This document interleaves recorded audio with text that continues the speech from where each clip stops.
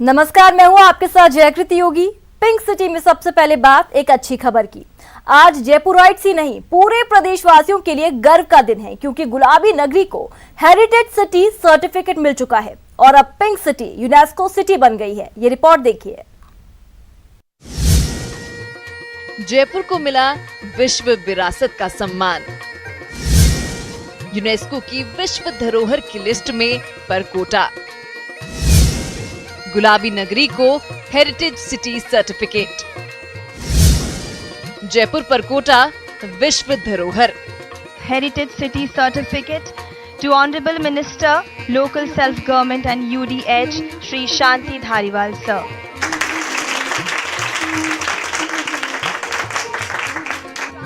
एक सपना सच हुआ है। जयपुर के लिए गर्व भरा दिन है। विरासत को सम्मान मिला है। गुलाबी नगरी को नई पहचान मिली है। दुनिया में पिंक सिटी को एक और नाम मिला है। राजस्थान की राजधानी जयपुर अब यूनेस्को वर्ल्ड हेरिटेज सिटी बन गई है। परकोटे को वर्ल्ड हेरिटेज सिटी का दर्जा मिलने के करीब 6 महीने बाद यूनेस्को की डीजी आंद्रे अजोले ने अल्बर्ट हॉल पर हुए भव्य कार्यक्रम में यूडीएच मंत्री शांति धारीवाल को इसका प्रमाण पत्र सौंपा। इस मौके पर आंद्रे ने कहा, जयपुर सही मायने में यूनेस्को सिटी है। UNESCO, the United Nations Agency for Culture, Education, Science, Information, is very proud to have, since last summer, the walled city of Jaipur inscribed on our World Heritage list.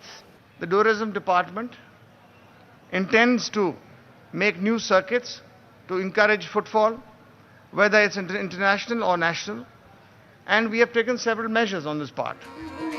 अब जरा ये भी जान लीजिए कि आखिर जयपुर को यूनेस्को सिटी क्यों बनाया गया। जयपुर वास्तुकला की शानदार विरासत है। अपनी जीवंत संस्कृति के लिए मशहूर है पिंक सिटी। गुलाबी धौलपुरी पत्थर से बने पुराने महल आकर्षण का केंद्र। शहर को बहुत ही नियोजित तरीके से बसाया गया है। जुलाई 2019 में विश्व धरोहर स्थल घोषित किया गया। जाहिर तौर पर सम्मान बड़ा है। पर्यटन को भी इस सम्मान के बाद पंख लगेंगे, लेकिन इसके साथ चुनौतियां भी कम नहीं हैं। चुनौती इस सम्मान के ताज की लाज रखने की। Bureau report, news 18 network.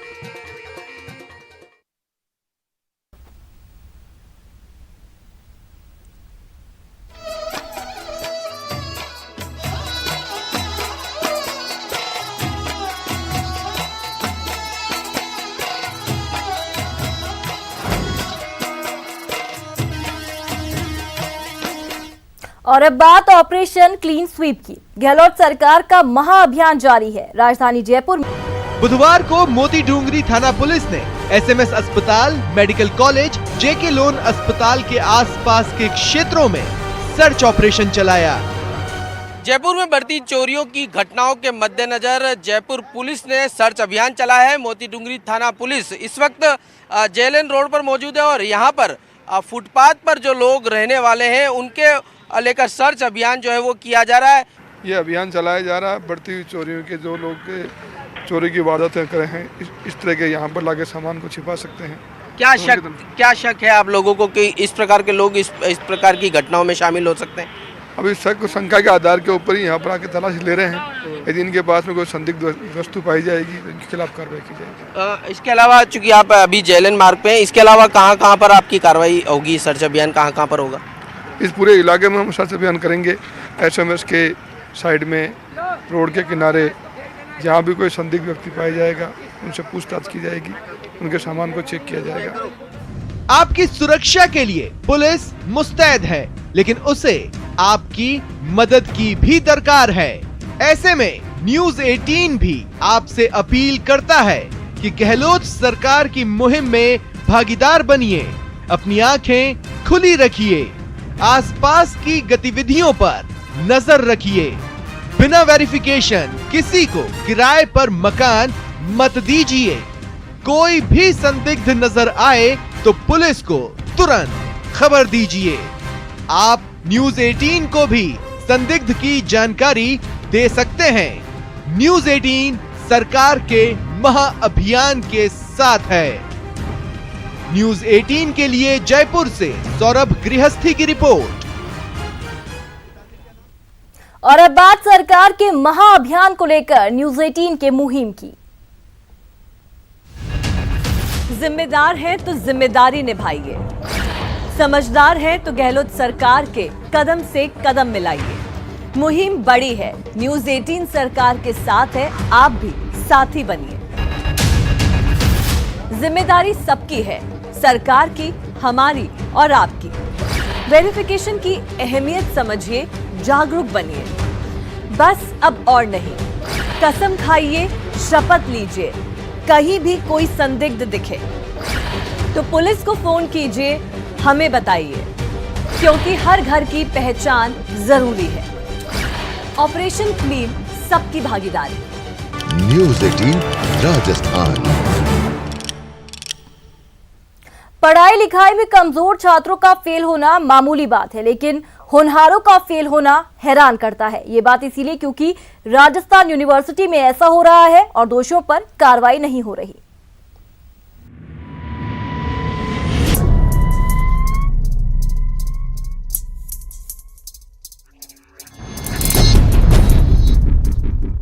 खता किसकी, सजा किसको?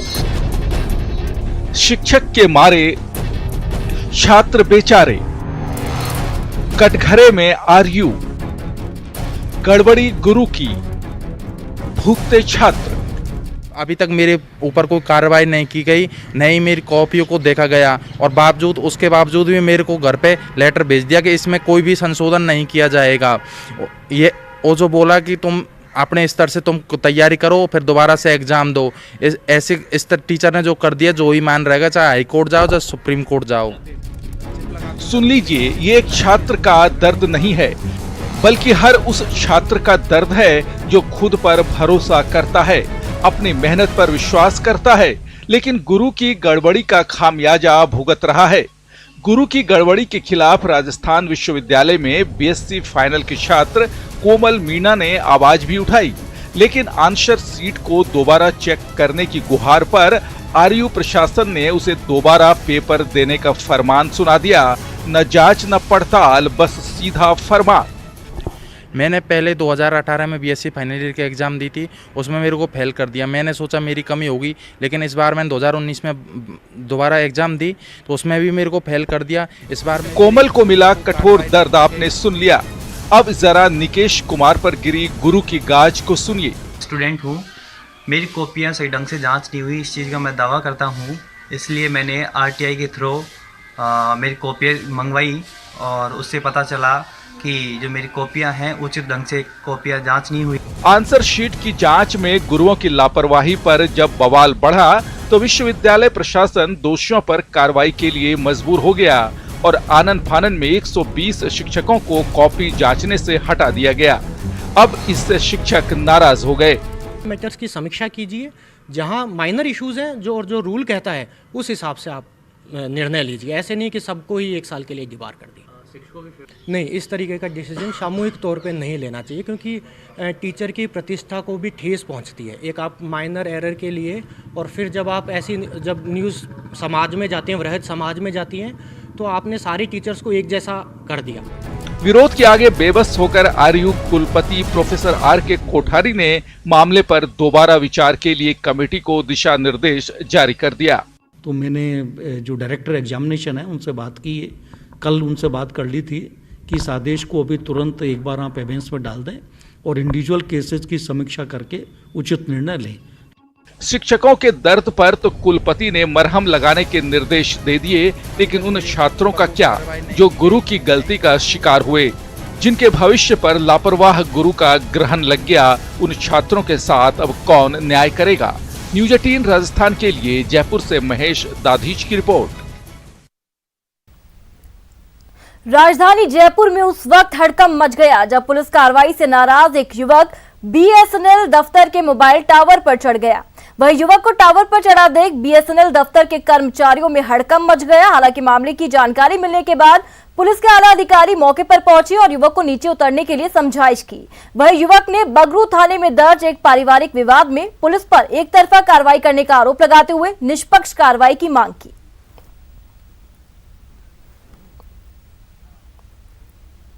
वनडे क्रिकेट मैच पर करोड़ों रुपए का सट्टा लगाने के मामले में जयपुर पुलिस ने कार्रवाइयों को अंजाम दिया। जयपुर वेस्ट और कमिश्नरेट स्पेशल टीम ने संयुक्त कार्रवाई कर करोड़ों रुपए का सट्टा पकड़ा है। पुलिस ने करदनी थाना इलाके में कृष्णा कुंज फ्लैट में दबिश दी। इस दौरान पुलिस ने क्रिकेट पर सट्टा लगाते 4 आरोपियों को गिरफ्तार किया। पुलिस गिरफ्त में आए आरोपी सुरेंद्र सिंह, मोहित सैनी, पंकज शर्मा और विनोद धनवानी है। तो वहीं पुलिस ने आरोपियों से ऑनलाइन सट्टे के उपकरण, 11 मोबाइल, 2 LCD और हिसाब की डायरियां बरामद की। डायरियों में करोड़ों रुपए के सट्टे का हिसाब किताब मौजूद है। वो क्रिकेट सट्टे का है। एक कार्रवाई तो सुबह खो नागोरियान में हुई थी, वो आपके पास सबके पास उसकी जानकारी डिटेल में आ चुकी है। दूसरी कार्रवाई अब ये CST द्वारा की गई है जो करदनी थाना इलाके में हुई है। इसमें हमने 4 लोगों को अरेस्ट किया है, जिनके नाम हैं सुरेंद्र सिंह, मोहित सोनी, विनोद और पंकज शर्मा। इन 4 लोगों को हमने अरेस्ट किया है जो क्रिकेट का सट्टा, जो आज जो मैच चल रहा है भारत और न्यूजीलैंड के बीच वनडे क्रिकेट का, उस पर ये सट्टा कर रहे थे। इनके पास से हमने 11 mobile, set top box, 2 LED और 26,000 रुपये बरामद किए हैं। इसके अलावा स्कॉर्पियो कार है। राजधानी में बेखौफ बदमाश दिन दहाड़े चेन स्नैचिंग की वारदातों को अंजाम दे रहे हैं। शहर में आम हो चली इन वारदातों के बाद पुलिस की गश्त व्यवस्था पर भी सवाल खड़े हो रहे हैं।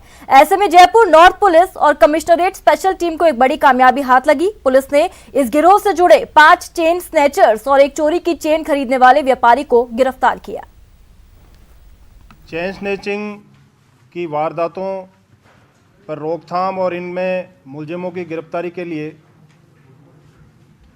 CST जो आयुक्तालय की स्पेशल टीम है उसने, और नॉर्थ की DST ज़िले की स्पेशल टीम है, माणक चौक SHO, नॉर्थ के DCP साहब और सारे जो अधिकारी वहाँ हैं, एडिशनल DCP, ACP, सभी के संयुक्त प्रयास से ये एक बहुत बड़ी गैंग का हमने खुलासा किया है। ब्रेक के बाद एक बार फिर से आप सभी का स्वागत है। जयपुर में अवैध डेयरी का धंधा धड़ल्ले से चल रहा है। सड़क पर ही आवारा जानवरों को बांधकर डेयरियों का संचालन किया जा रहा है, जबकि हाईकोर्ट ने नवंबर में आदेश जारी किया था कि आवारा जानवरों को अवैध डेयरियों से मुक्त करवाया जाए, लेकिन फिर भी ऐसा नहीं हो पाया है। चारदीवारी इलाके में अवैध डेयरी का धंधा आम बात है और इन जानवरों की वजह से आए दिन सड़क हादसे भी देखने को मिलते हैं। से वास्तव में जो है लोगों को बहुत दिक्कतें होती हैं और सरकार के कई नगर निगम वाले कहते हैं कि हम इनको हटाएंगे, परंतु लगाते ज़्यादा है बल्कि हटाने के बजाय। और ऐसे सी कई लोग वाग तो पीछे वाली सवारियाँ इनके कारण से उछल के गिर जाती है। और मेरा उनसे निवेदन है बड़े बड़े अधिकारियों से कि कृपया इस बात को ध्यान में रखते हुए शीघ्र इस समस्या का निराकरण करें, जिससे सभी लोगों का काफ़ी हादसों का डर रहता है, व्हीकल से भी डर रहता है और आने जाने वालों को, लेडीज़ों को, जेंट्सों को, सबको दिक्कत होता है। बच्चों को भी दिक्कत होता है, बच्चों को स्कूल आने जाने वालों को भी दिक्कत पड़ता है। जयपुर के शाहपुरा इलाके में ST समुदाय की लड़की की बिंदौरी पर हमला हुआ था, जिसके आरोपी को अभी तक पुलिस की गिरफ्त से बाहर है। पीड़ित परिवार ने PCC में जन सुनवाई के दौरान मंत्री परसादी लाल मीणा को ज्ञापन सौंपा और महिलाओं ने मंत्री को पूरी आपबीती सुनाई।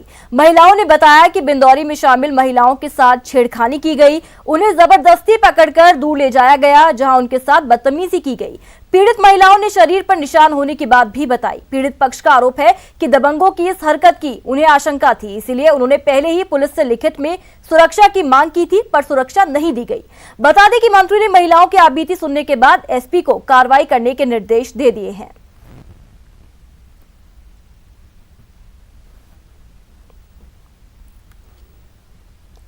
ब्रह्मपुरी थानाधिकारी को सस्पेंड कर दिया गया है। थानाधिकारी ने एक पीड़ित की FIR दर्ज नहीं की थी, जिसके बाद इसकी शिकायत मंत्री परसादी लाल मीणा को की गई, जिस पर मीणा ने पुलिस की कार्यप्रणाली पर सवाल उठाए, जिसके बाद आज थानाधिकारी को सस्पेंड कर दिया गया।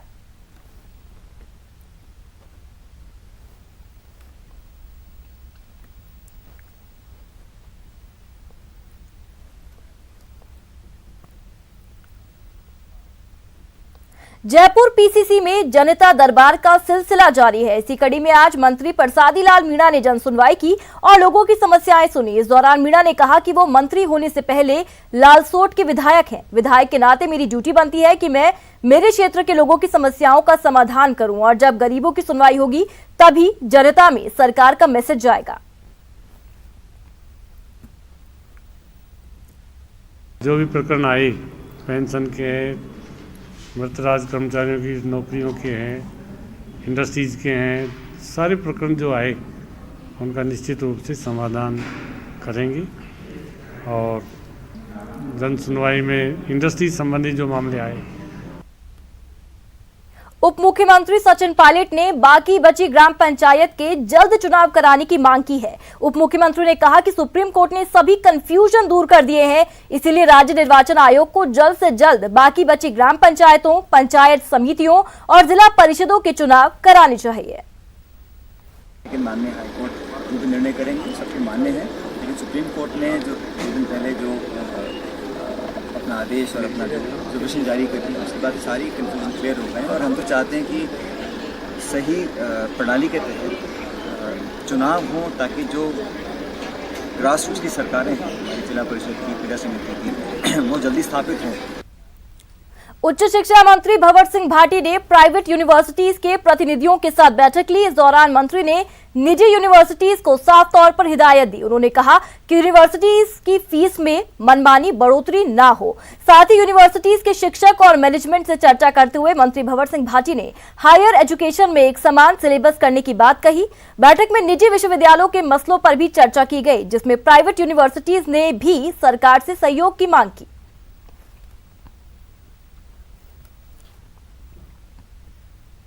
उपराष्ट्रपति एम वेंकैया नायडू ने उपराष्ट्रपति भवन नई दिल्ली में राज्यपाल कलराज मिश्र की कृति भारत में उद्यमिता का किया, तो वहीं उपराष्ट्रपति नायडू ने राज्यपाल कलराज मिश्र के रचनात्मक प्रयास के लिए बधाई दी। साथ ही वेंकैया नायडू ने कहा कि पुस्तक के अध्ययन के बाद विभिन्न समस्याओं का आसानी से निराकरण किया जा सकेगा।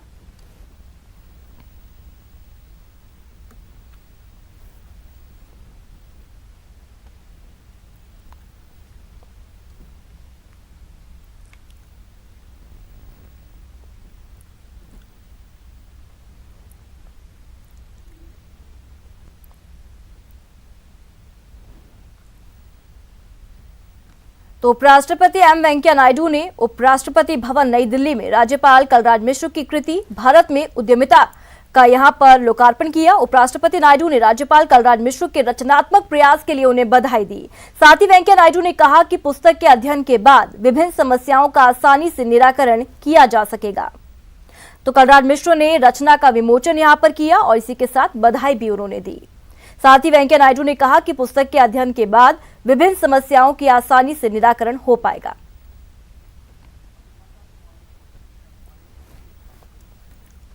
और चलिए अब आपको दिखाते हैं माही की मस्ती।